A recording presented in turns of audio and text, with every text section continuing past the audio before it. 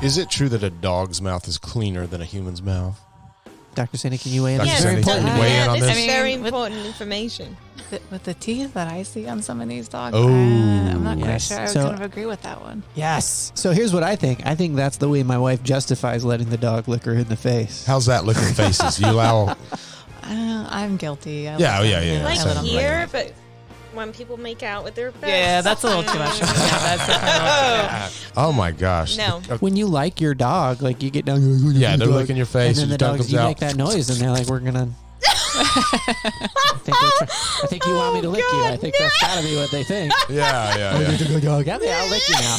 I don't, it's universal. Dogs seem to know. Yeah, that's the universal language. It is, right? Voice. They do so much with their mouths, right? That's how they communicate with each other. And then when they clean their butts with that tongue, and then they want to kiss you with it.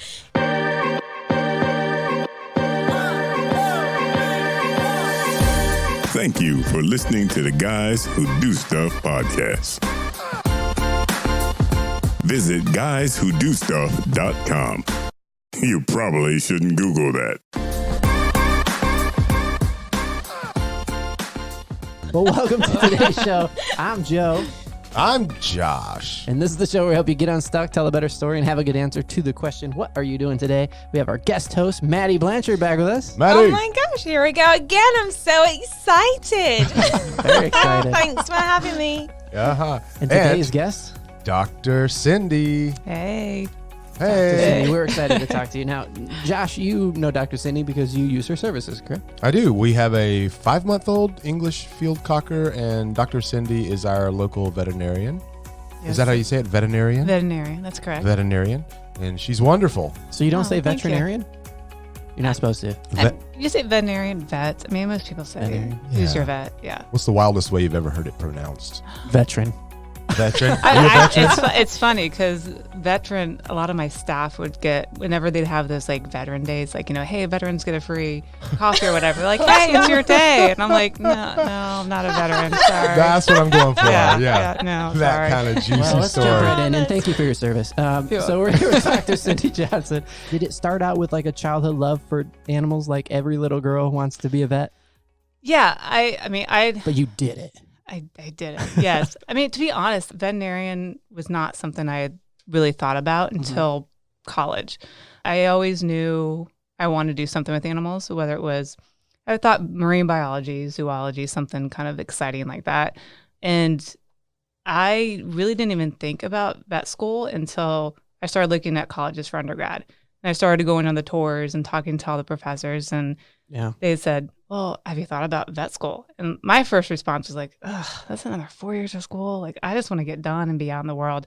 But then, and I'll go through like the sappy story of how I really wanted to become a veterinarian. My dog had gotten hit by a car like my senior year in high school. And so we had to rehab him back to walk again. And that's when I was like, oh, I'm really feeling like this is where I need to go. So tell us a little bit about your practice.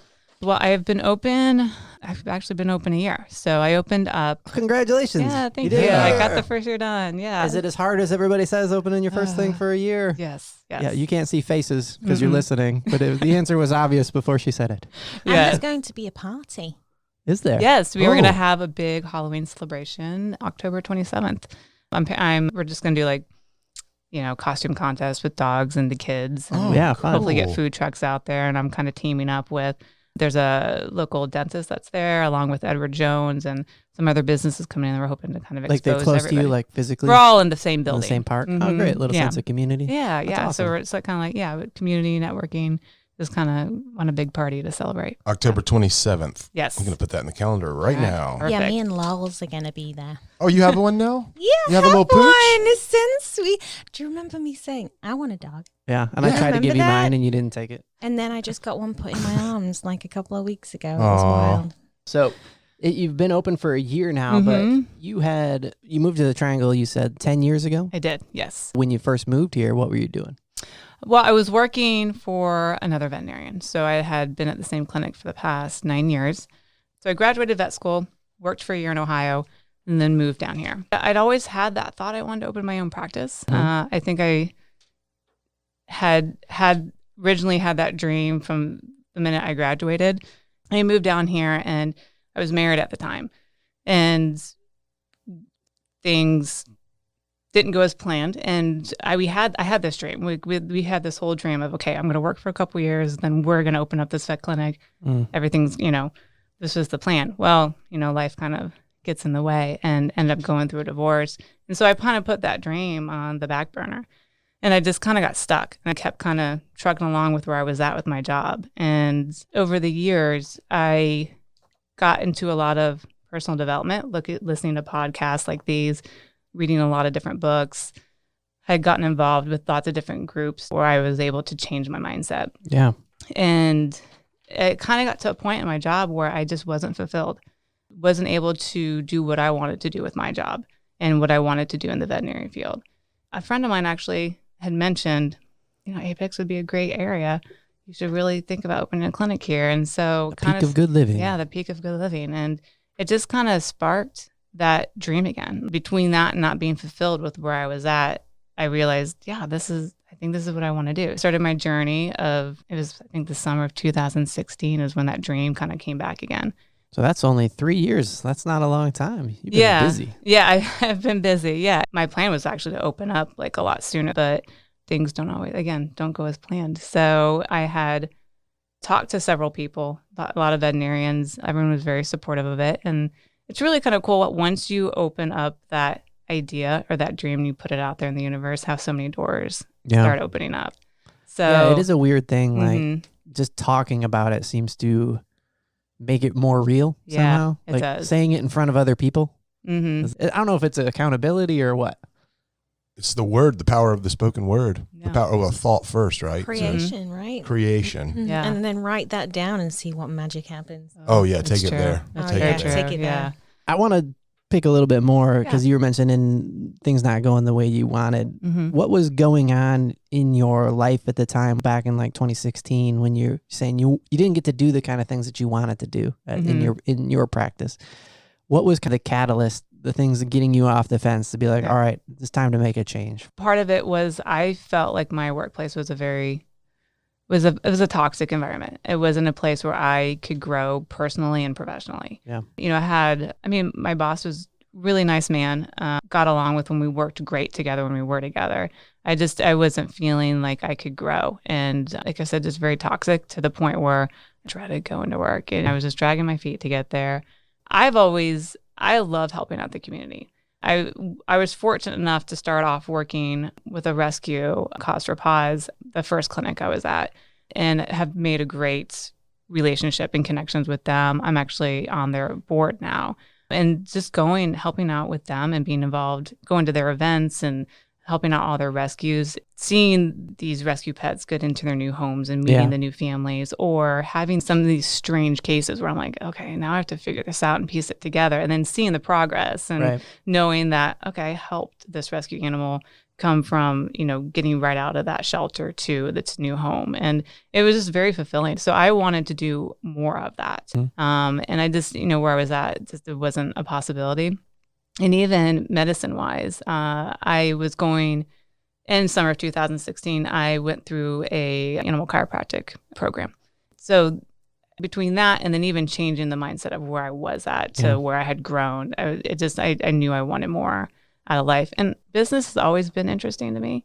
And it's a challenge because in vet school, they don't teach you anything about business. So they teach you how to be a vet, not how to run a vet. Exactly. Yeah. So, they have a veterinary business group that, they would have speakers come in. I think they're doing more now as the years have gone on. But, to me, it was a challenge. It's, and I wanted to create environments for like a welcoming environment for my staff, for my clients. I wanted to have a whole different atmosphere of people coming in and feeling like they are at home, that they are comfortable and not having this kind of sterile environment. So it was really kind of fun to create that. Yeah. It's the first time I had seen a private room for owners to sit and, if they have to make decisions, there's this private room, and it walked in and you could just open up and we had a little tour and immediately could just feel the love, and the thought of how everything was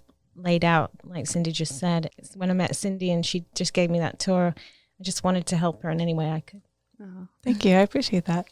There's some sad decisions that have to happen in veterinarian offices. Yeah. And I think if you haven't had to put a dog down, have you had to put a dog down? Oh yeah. I'm not a real touchy-feely kind of guy, and it hit me so much harder than I thought it would to, one, take the sick dog, like just the act of taking the dog there.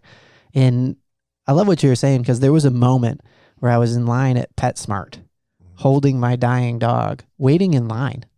I need some help, man. Somebody help me out. Like, it was just weird. It was not great.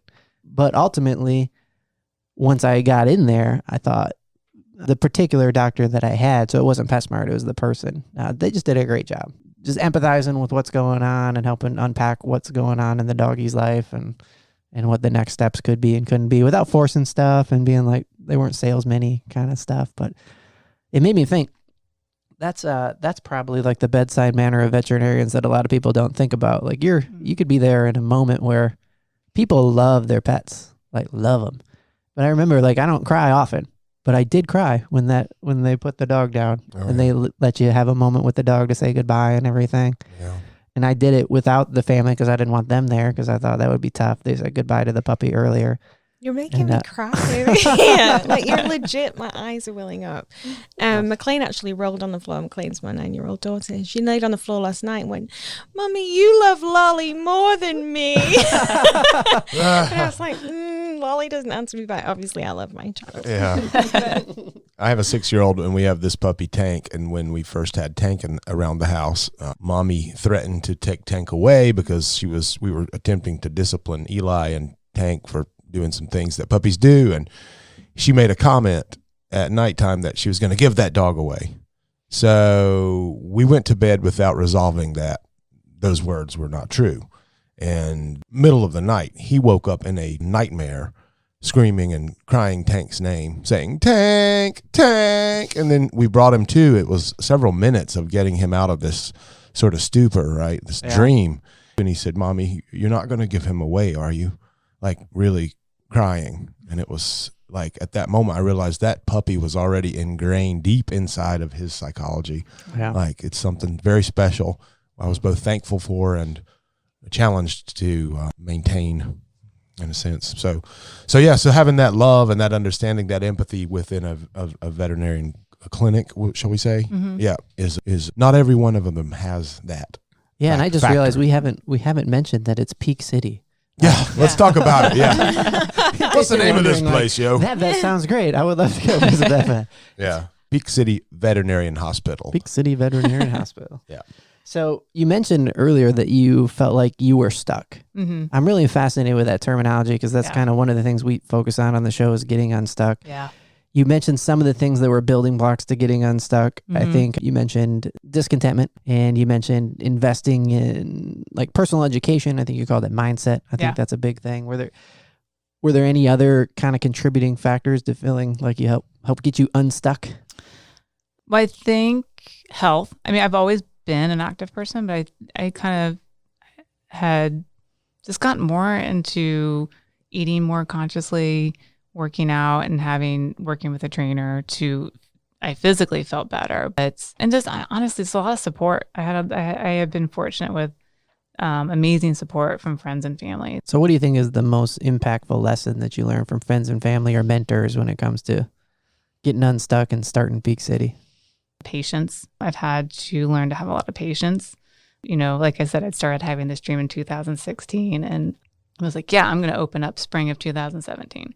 And, everything was going great. I'd gotten the loan, started working the real estate agent, and then, nothing was popping up. I knew the area exactly I wanted to do in south of 55 in that Publix area, because there was no veterinary clinic in that area. Mm-hmm. And I was dead set. And of course, nothing was popping up. And, so then it kind of, eventually just had to stay patient, and fortunately made a great connection to where I'm at now. And that door opened up. And so then it was like, well, we're not going to be open till, spring of 2018. And I'm like, oh, that's not what I wanted. But then I had to just let go of the process. So having a lot of patience to know that, okay, I have this dream, and I just have to stay patient for that door to open and for it to become real. So patience has been a big thing that I've had to learn, and just even letting go of the process. And just, I am definitely a person of faith. Church has always been a part of my life. So having to have faith, which I can struggle with. I mean, there's some days that,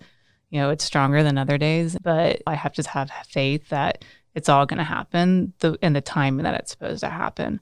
And I think another thing that I've also learned is to even celebrate the little things.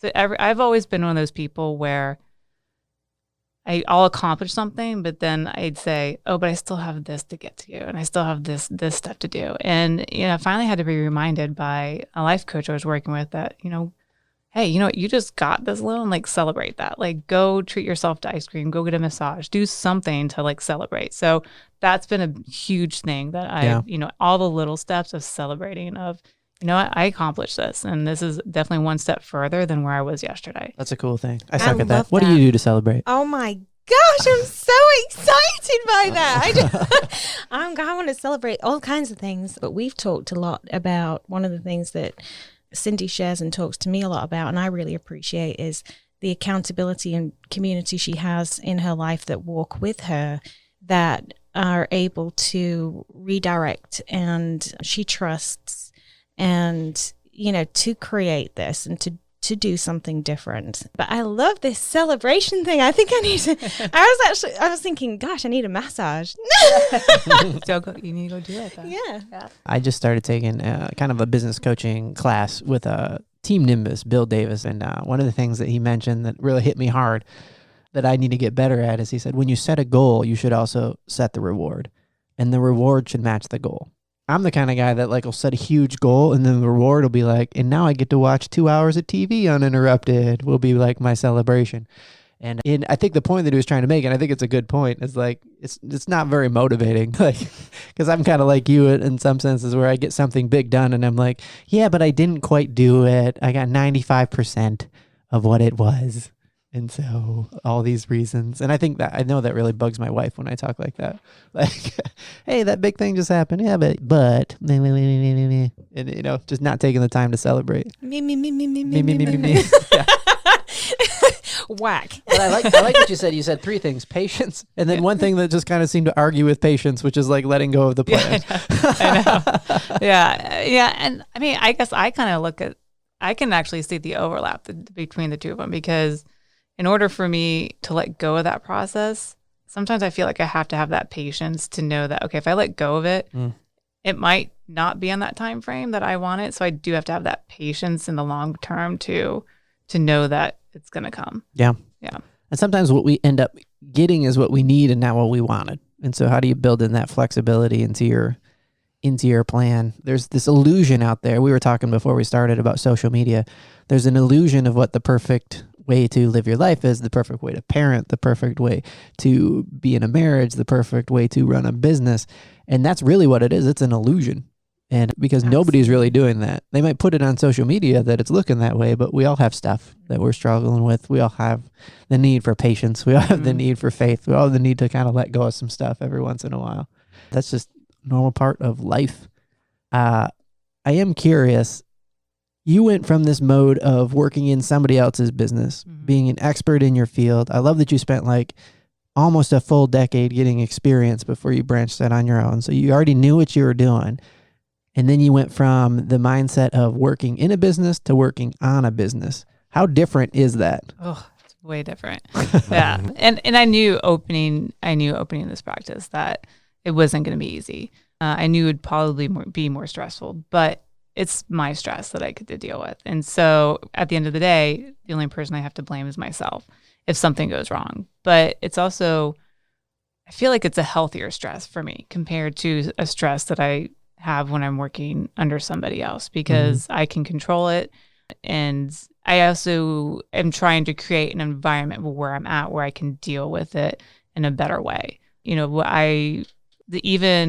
Like when I physically built my building, I'm a huge fan of windows. Like I love sunlight. So I wanted to make sure my building had a lot of sunlight, a lot of warm colors, so that because it's a stressful field, my staff gets burnt out. I mean, we are always go, go, go. We deal with the euthanasias and the sick pets. And we also see, the fun stuff too, like the puppies and kittens. So I physically wanted to create an environment I try to do fun things for my staff, to kind of lighten them up so that we can deal with stress differently. Taking them to the tiger rescue this weekend for like our 1-year anniversary. I've set goals for them of, hey, this is a goal I want for our clinic. And if you hit it, I'm going to treat you guys to lunch, or I'm going to get you guys a gift card. And this month they've kind of blasted those out of the water. So they get excited. And so I think that helps alleviate some of the stress.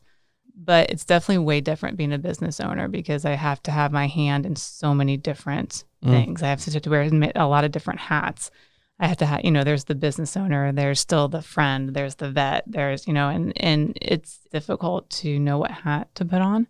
And it's been definitely a transition because I've had some staff members who came with me from my previous clinic who I had more of a friendship a relationship. So to go from like that associate friendship to boss, that's been a transition.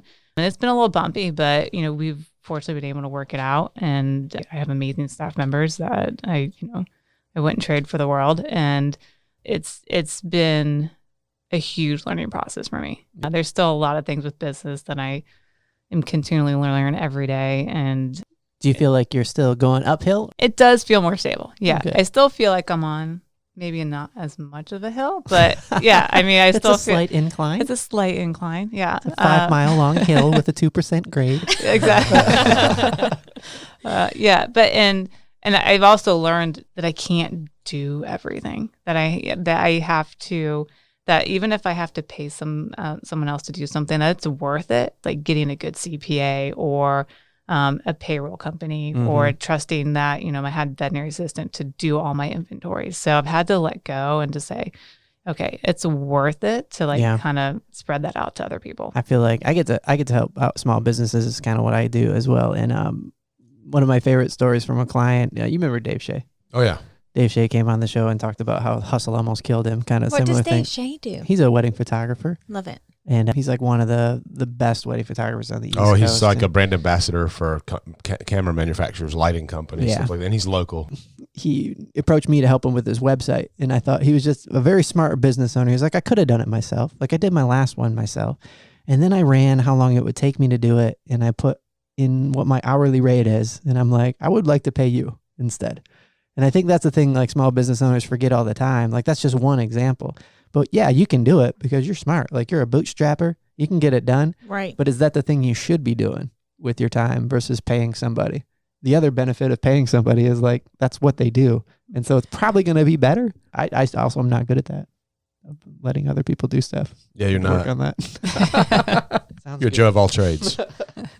Was there a time in the last year, first year opening your business, a challenging situation or mistake that could have like wrecked the whole thing or ended in failure, but you persisted and you made it through, had to make some tough decisions and come out on the other end?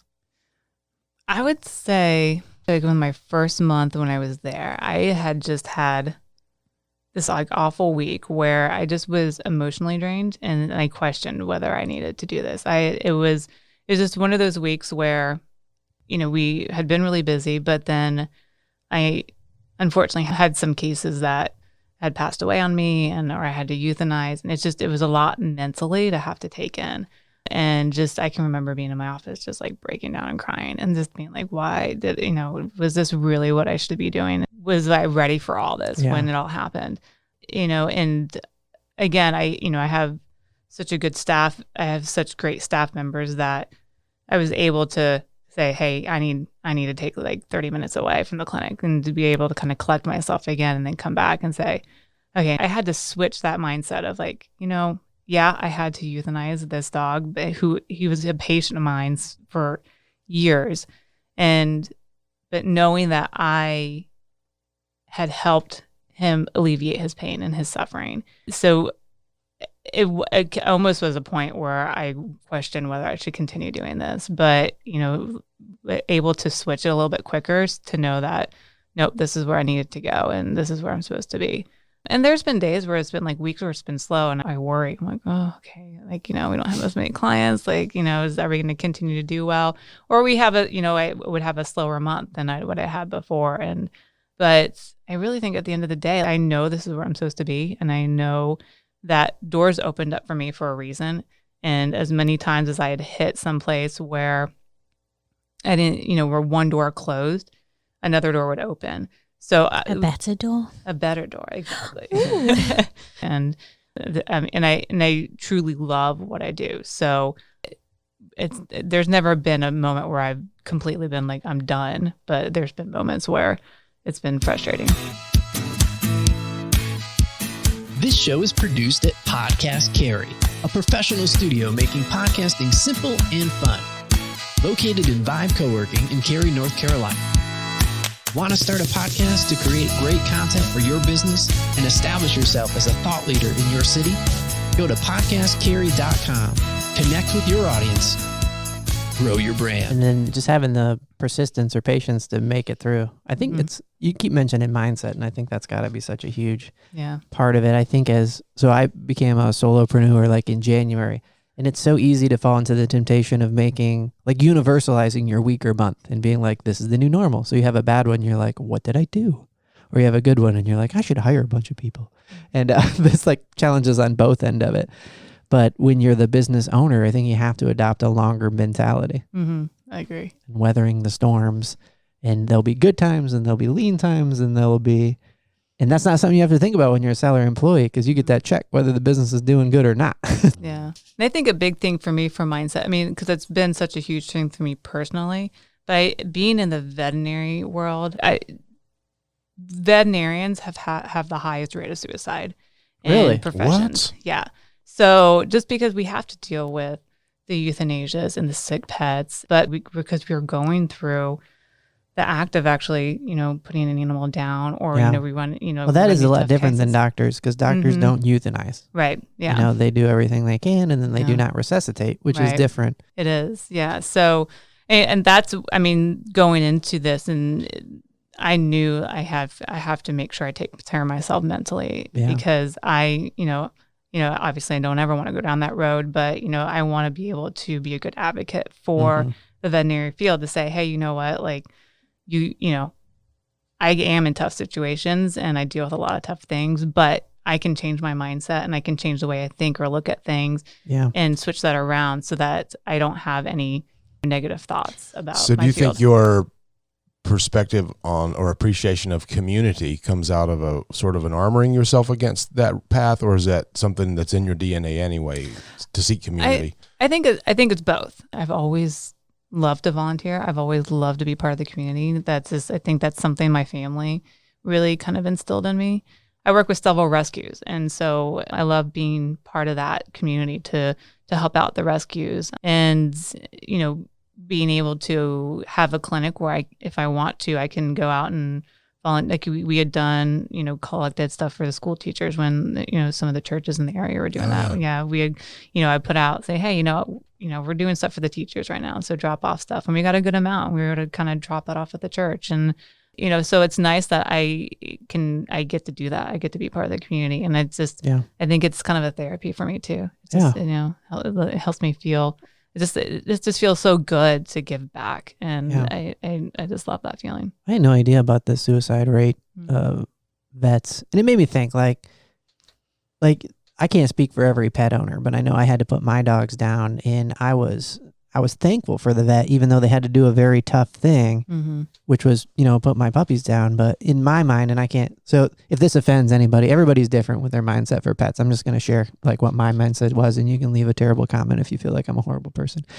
But my dog had been sick for a long time, and it was like either we amputate a leg, and she had like cancer all over her body. So like it wasn't going to fix it. Like it was just a temporary thing. And in my mind, I was thinking like, I'm going to look at the dog when she's like, hey, why did you take me to that place and now I don't have a leg? Like it just didn't make sense, like from a quality of life standpoint. I'm sure that's something that comes up a lot, like, because that's a decision that the pet owner has to make. Like, what kind of quality life are you comfortable with? And I didn't want my dog to just keep getting sicker and sicker. And although it was a sad afternoon, I was very thankful that there was somebody that could help out with that situation and in my dog's suffering. And I think that might be something that a lot of people don't think about. Like we do a lot to thank our doctors and our firefighters and our public servants and people that work in that field. But maybe veterinarians have been overlooked a little bit too much. Mm-hmm. Let's celebrate them, starting with you, Dr. Cindy. Oh, thank you. Was that Jazz? Absolutely. No, Jazz is still alive. That dog's going to live forever. Yeah. Those little dogs, man. was like, oh, that's cute. I got it when my daughter was 2. She'll take it when she gets married. It'll just be around forever. Little Jazz is on CBD oil, right? What are your fake CBD oil? Oh, really? Yeah. Yeah. But no, that was my dog. That was the Jetta. Jetta. Yep. And then Roscoe died like a month later.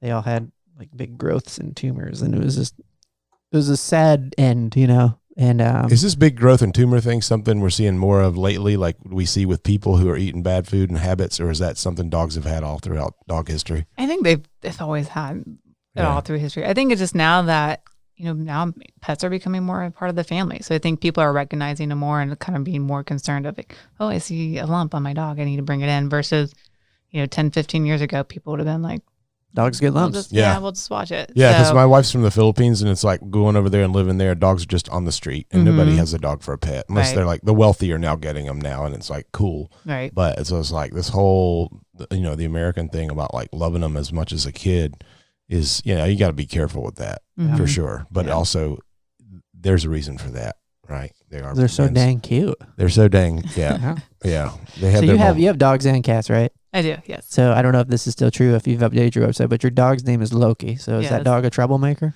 Yes. Loki. Yeah. He definitely lives up to his name. Yeah. Is that after Ryan Loki? Or the swimmer? No. Oh, Loki, Marvel movies. Yeah. Oh, hello. The God of Mischief. I'm more than an athlete, not a nerd. Sorry. Have you seen a Marvel movie? The God of Mischief? Yes. Oh, okay. Yeah. So something there. Tom Middleton. That's his name, I think. Oh, really? Yeah.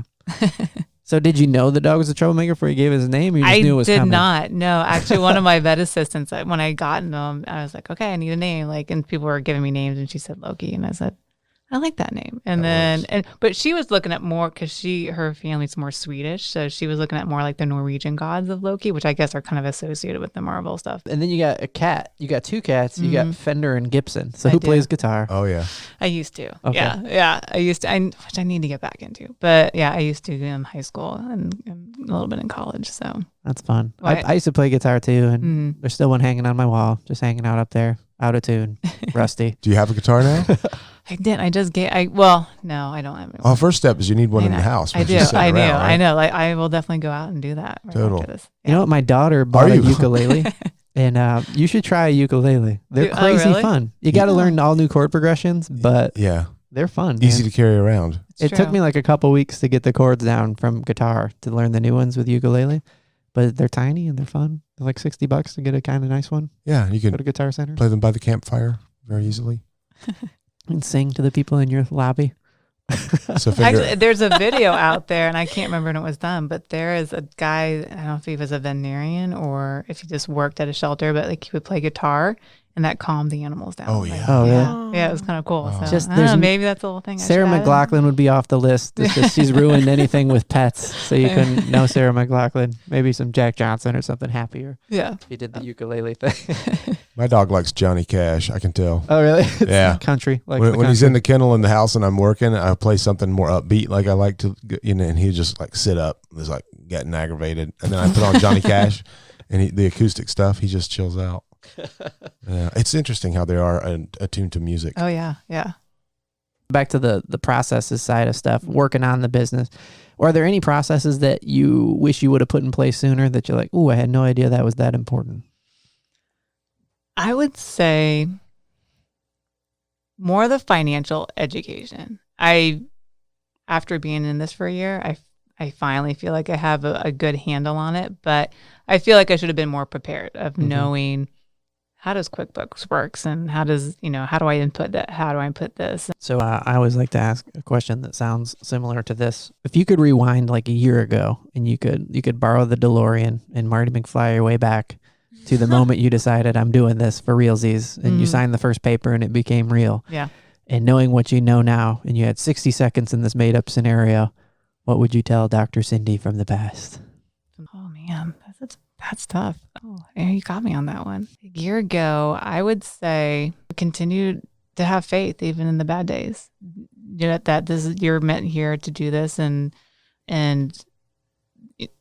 it's all kind of planned out. So I don't know if I would have. I've learned so much over the past year. I don't know if I would do anything and change anything drastic because I feel like I've learned everything when I've needed to learn it. And I've had great connections that have helped guided me and have helped taught me.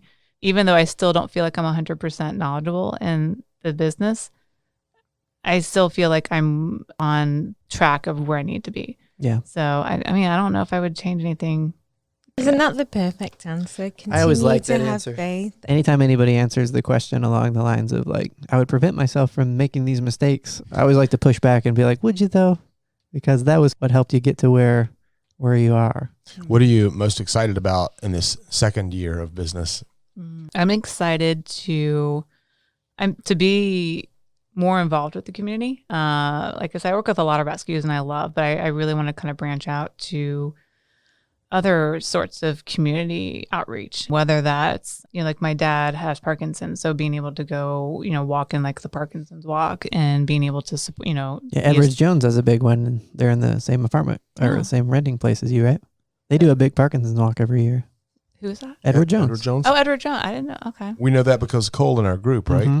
Yeah. He talks about it. They make it as an offering for all of their branches to do. I'll walk. have to talk to them about it. So I think, more community outreach I want to do. Honestly, even just expanding my business. I would love to. Animal podcast.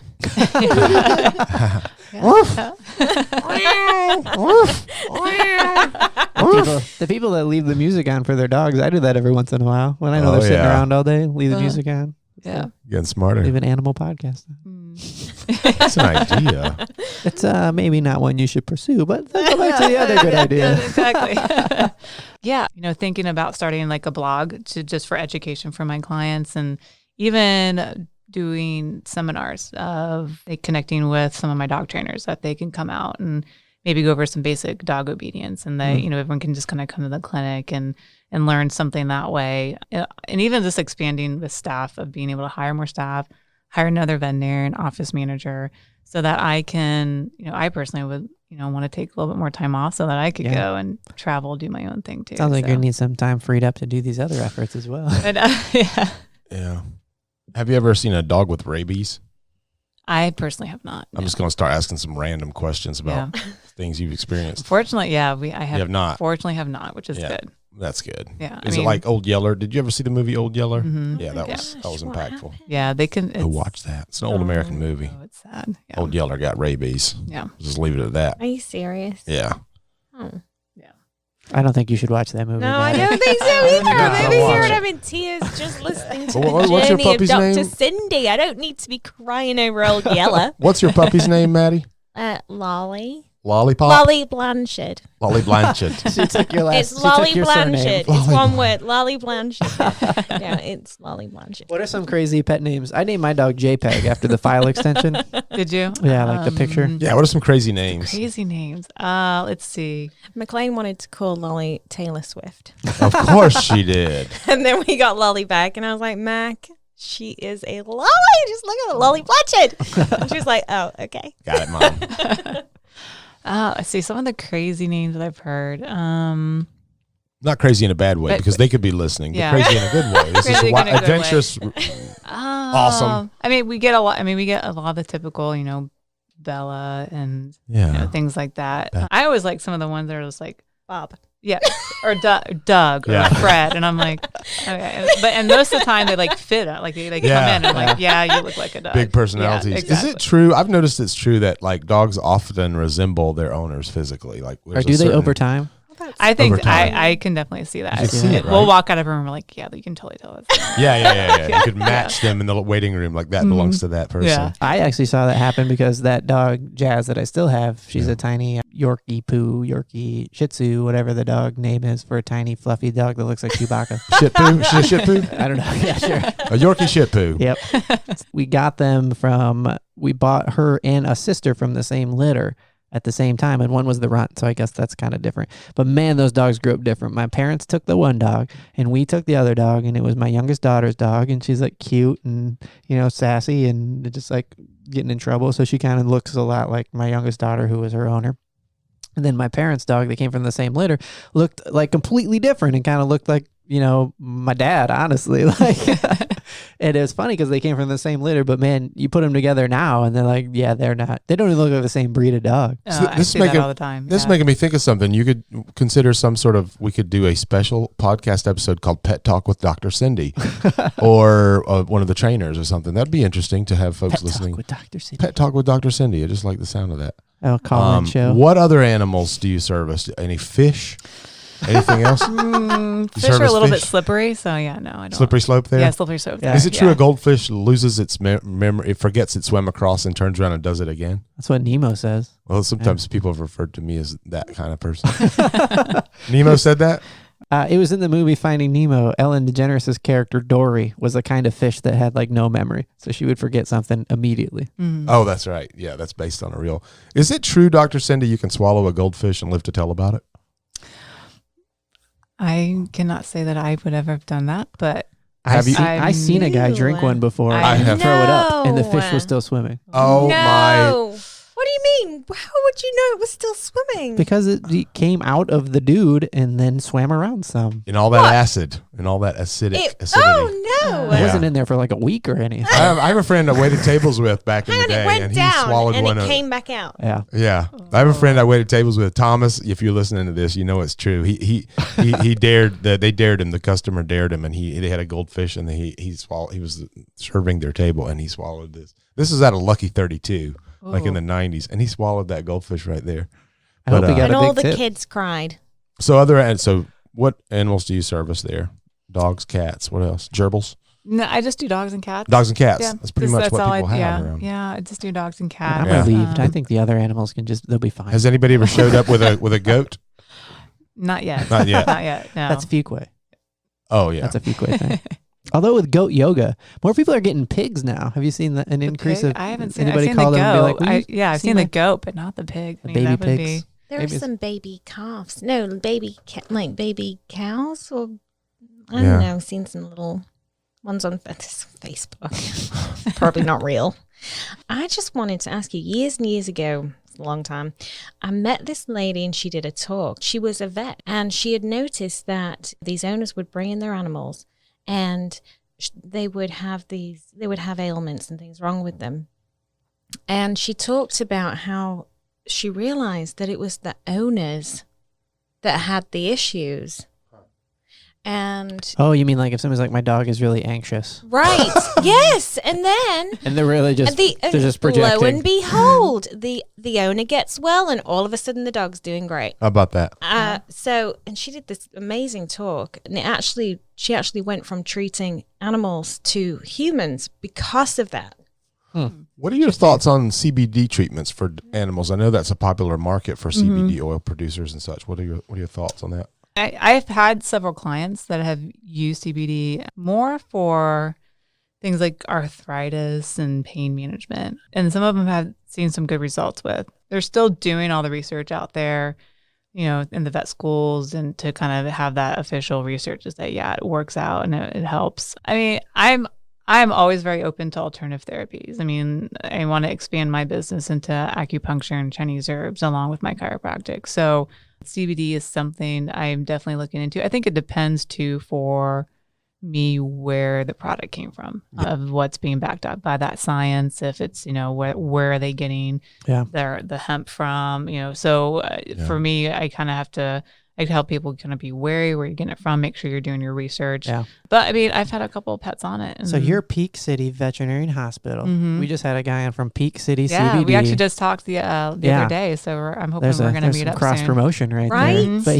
he partnered up with a guy who grows the hemp in Apex. I've been to the farm. It's He treats the oil. north The of farm. Durham. Yeah, you sent a picture of him in a suit jacket. Yeah, in his lab coat in the middle of a field. In the middle of the world's drone- largest weed field. the drone shop, yeah. It looked like a shot from Narcos. Yeah. There's going to be helicopters swooping down. Oh yeah. But it's not that kind of marijuana. No, it's the good sister. That's it. But that's good. So what is the day in the life? What does the chiropractic look like when the dog comes in? And maybe talk a listener through her dog. It's very similar to humans. So I'd actually just written an article in Carry Living about Carry Living. Carry Living. and the for animal chiropractic of if you get very adjusted, then it's very similar. So you can adjust a dog very similarly to the way that you can adjust a human? I mean, obviously the techniques are probably very different. Technically, But yes. in principle. It was actually interesting because my chiropractor Do you Good. crack bones and stuff in the little puppies? Yeah, well, you don't technically crack them. Oh yeah, Yeah, so- Joe. What's your I'm not terminology? smart. I never man? claimed I was smart, but like when you adjust them, you hear like popping noises, like you see. Sometimes, yeah. I mean, I have a couple. I have one dog I treat for his neck. Another one, she has some back issues, and Yeah. I mean, and I'm still in the learning process again since I've opened my practice. But it's, I mean, I've had clients have some, really Do you get positive some response weird about it. reaction from the pets? Because I know, like for me, like if something cracks or like if somebody, you ever had somebody come up and crack your back and you're like, oh my gosh, oh that feels great. Like, do the pets react like that? They're like, what are you doing? Oh, Yeah. wait, do some more. Yeah, well, they do. I mean, they jump. I have to make sure I have a very good holder with my technician. You can't explain it to a pet the way you can a can't, human. Like I'm going to 'cause- crack, I'm going to adjust this. Right. And there So might be they a can pop. jump and they might, turn around and try to bite you. So you have to be a little careful about that. But, afterwards, the big thing I watch out for is if after I adjust them, if they shake, like that's their way of like, oh, that feels really good. So like when they shake afterwards, I'm like, all right, I did something because that seems to work. Is it true that a dog's mouth is cleaner than a human's mouth? Did you hear that growing up in England, Maddie? Oh, I don't know if I can quite say that.